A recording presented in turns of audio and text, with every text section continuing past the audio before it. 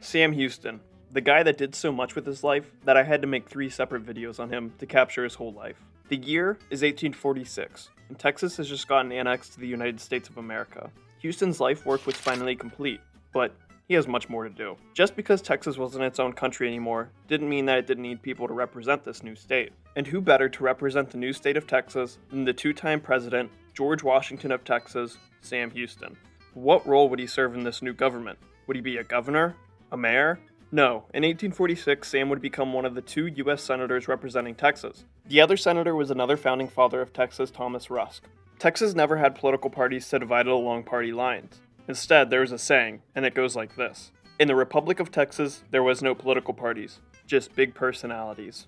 Well, now the Republic of Texas was no more, so political parties would need to be decided upon. The big personality Sam Houston chose to rejoin with his old Democratic political party. When he became a senator, he became the only person to become the head of a former country and be a part of the United States Congress. There was something of an unwritten rule in the Senate. This rule stipulated that the new senators were to stay mostly silent unless told to talk.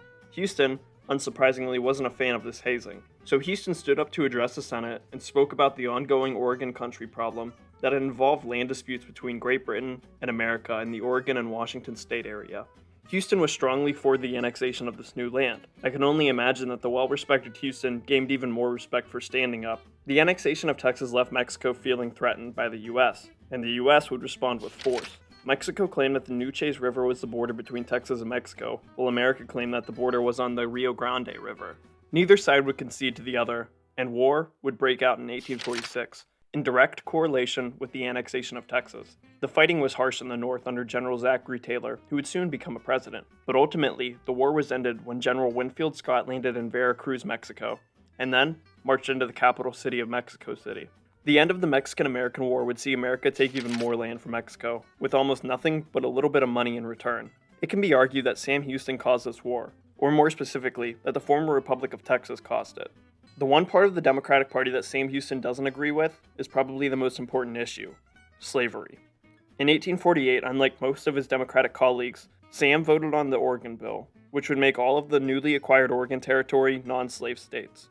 Knowing that being anti-slavery in the Democratic Party would get him nowhere, Sam decided to shift his abolitionist standpoint to a more compromising view. In 1850, he supported the compromise that was presented by Henry Clay. This act would see California and Washington, D.C. become non-slave states, but it would also give slave bounty hunters more leeway as they chased and kidnapped runaway slaves and normal innocent black people as well. The term for United States senators is a long 6 years, meaning that Houston would need to run for re-election in 1852. But he had other ideas for this year's election. Sam Houston wanted to become president of the United States. He already had done it before, why not do it in his home country? Unfortunately for him, and America, the Democratic nominee for 1852 would be Millard Fillmore, who would win the election to become president. So Sam just ran for senator of Texas again, and ultimately won another 6 years of re-election. A few years later in 1854 would see Houston vote on another bill in regards to slavery, the Kansas-Nebraska Act.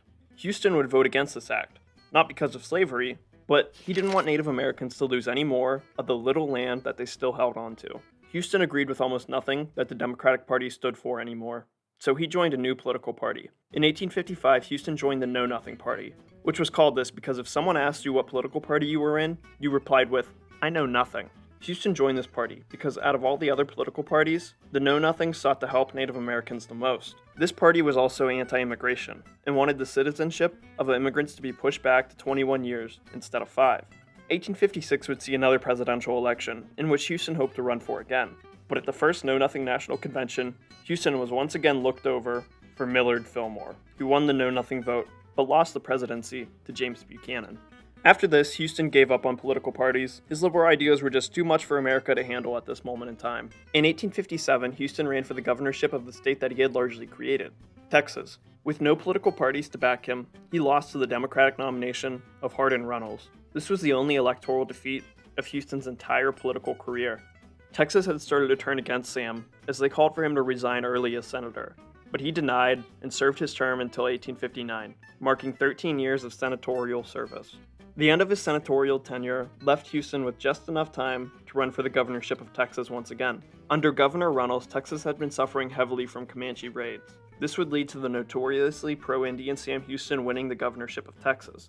And with this win, Houston became the only person in American history to become the governor of 2 separate states. 1859 and the following years were probably the worst time to be governor for any state, and especially a southern one, because in 1860, Abraham Lincoln would win the presidential election on an anti-slavery ticket. If Lincoln won, the southern states vowed to secede from the Union. Houston tried to prevent this in Texas by running a pro-Union campaign across the state just before the election took place. In 1860 and 1861, several states seceded from the Union to create the Confederate States of America. And on February 1st of 1861, the question would be presented to Texas at a statewide convention. Sam knew that the pro-slavery Texas would secede from the Union, but if Sam could just control how, then he could prevent the deaths of many Texans in this upcoming war. So at this convention, Houston declared the return of the Republic of Texas. Unfortunately, Houston got little support for the new Republic of Texas, and he was removed from the seat of governor by the Confederates on March 18th, 1861. This civil war would end the career of one of the most influential Americans in history. Sam would retire after this and spend the rest of his days in his house. The house that he lived in is modeled to look like a steamboat. It is located in Huntsville, Texas, and can still be visited to this day. At the age of 70, on July 26 of 1863, Samuel Houston would pass away, in the midst of the deadliest war in American history. Sam Houston is often forgotten when talking about American history. His impact is always seen as just the guy who made Texas, but he's much more than that. In a time of intense hatred for natives, he was one of them. In a time where slavery was normal in the South, he opposed it. And in a time when most Americans solely went with the beliefs of their political party, Sam found his own beliefs, grounded in what he believed in.